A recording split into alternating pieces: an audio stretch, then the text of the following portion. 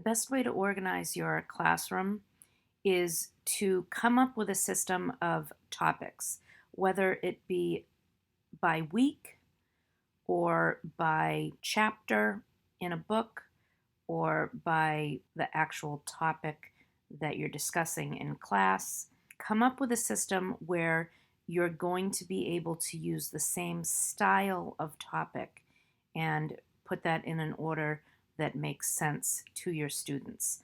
I've chosen to go with the weekly look because I feel that the kids can easily go through and see what was due from week to week. In addition to my weekly posts, I also have different resources and things that the students can find at the bottom. If we're using something and it's particularly important during that week, I can move that up to the top so they can see it right when they open their classwork tab.